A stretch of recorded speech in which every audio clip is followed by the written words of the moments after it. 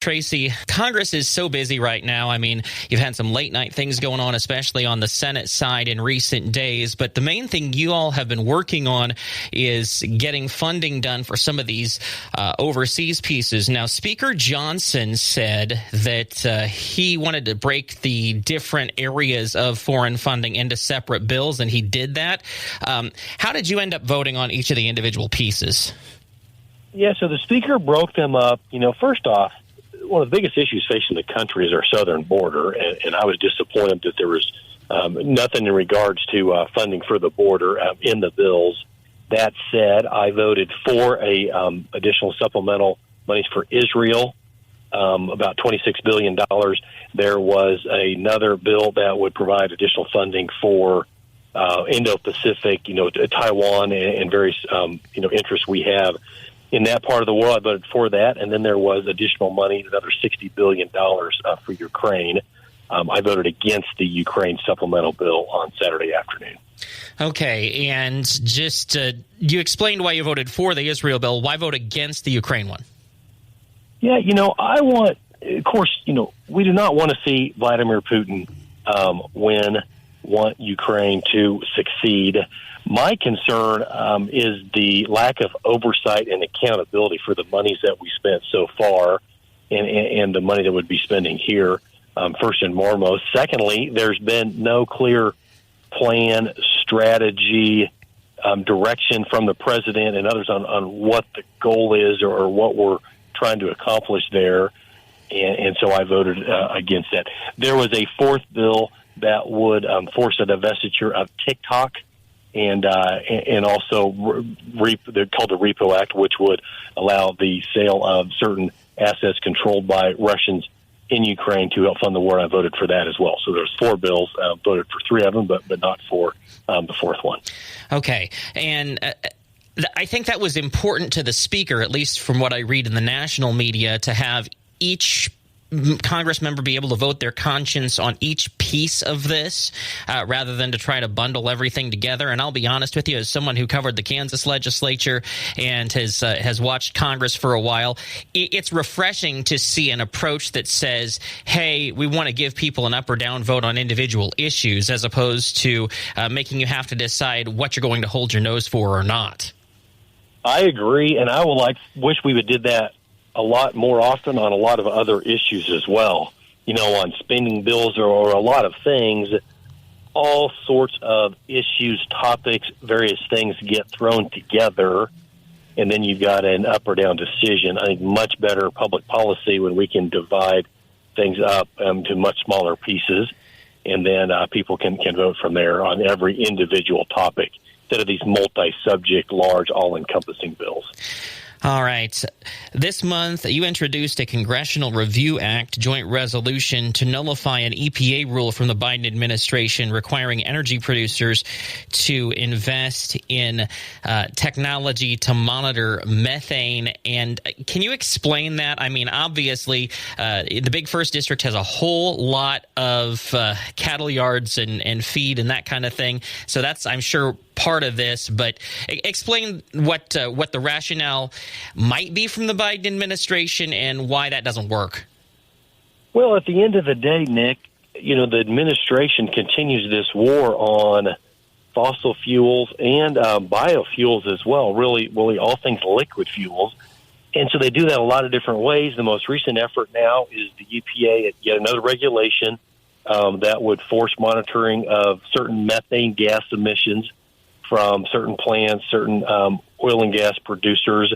And at the end of the day, though, they're doing this in an effort to try to shut them down, make it more costly.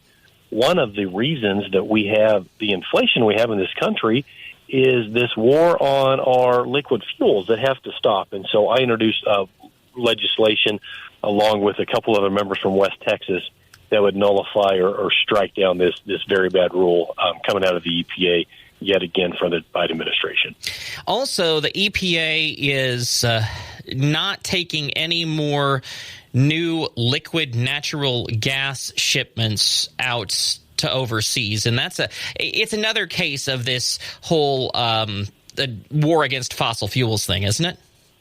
No, that's exactly right. You know, in our country and in our state, we can produce a lot of natural gas, and we have tremendous reserves. We ought to be using those, exporting those, benefiting from that, instead of the administration stepping in and banning or stopping the export of LNG, liquefied natural gas.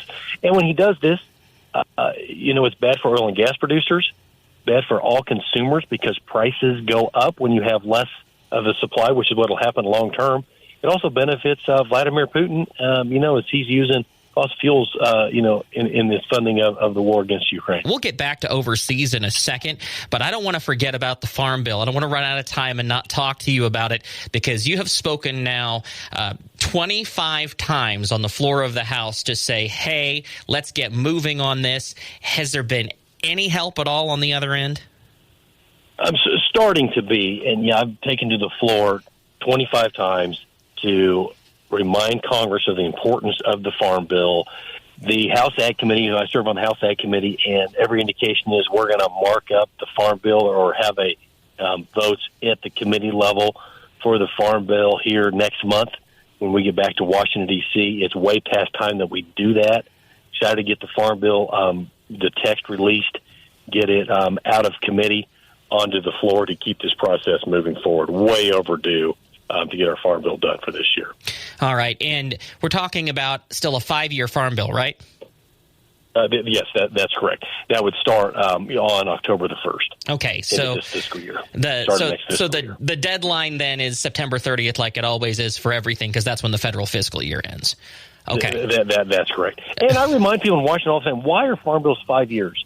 They need to be long enough to provide some certainty for our producers, but short enough so that it can be looked at, adjusted, and changed with the times. And if you compare where agriculture is today versus where it was 5 years ago, 6 years ago now, 2018, the biggest difference, Nick, is our dramatic increase in our input costs.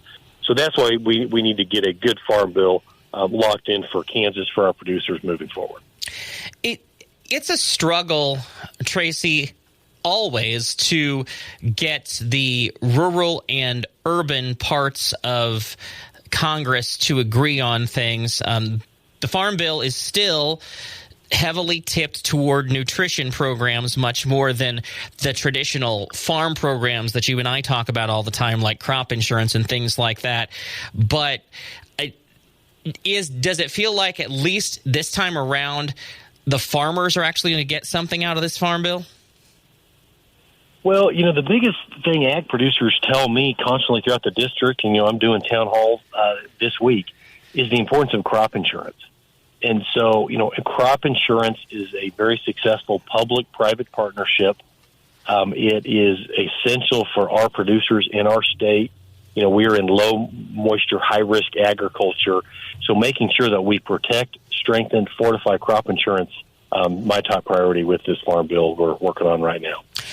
Okay, so we'll leave that alone for the moment. But as the situation in the Middle East flexes and we try to find out what's going on, support for Israel still seems to be at the moment bipartisan. I feel like I ought to knock on something when I say that.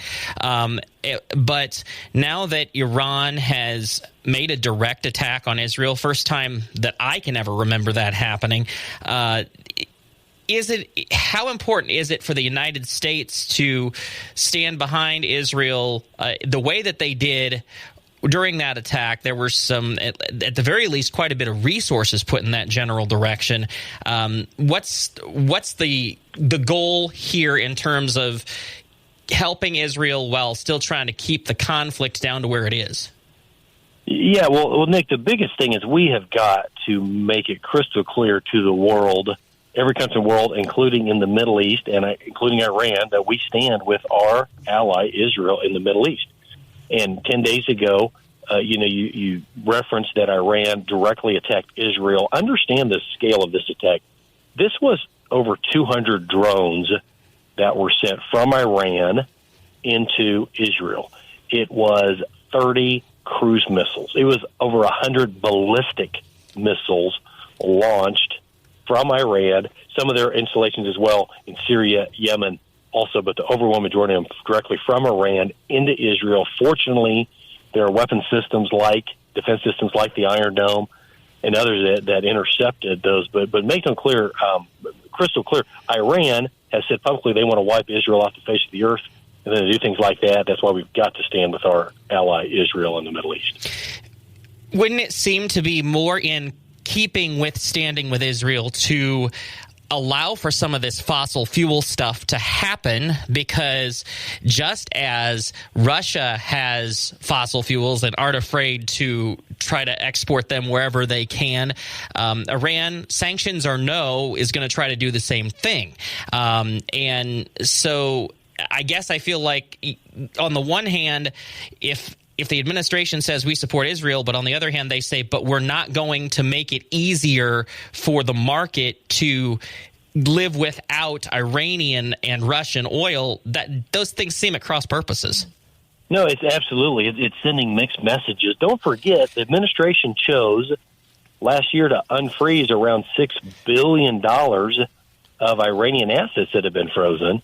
So we effectively give the Iranians or freeze $6 billion, and then you look up and a few months later we have this horrible attack from Hamas on Israel on October the 7th of last year, and then we have things like what we've witnessed here this year with Iran directly attacking Israel. So we need to make it really tough on the Iranians. We need to, and part of that is having a robust oil supply and oil production here in our country so that we're less reliant on foreign sources of oil. It's just common sense, and unfortunately that's not been our policy as of late.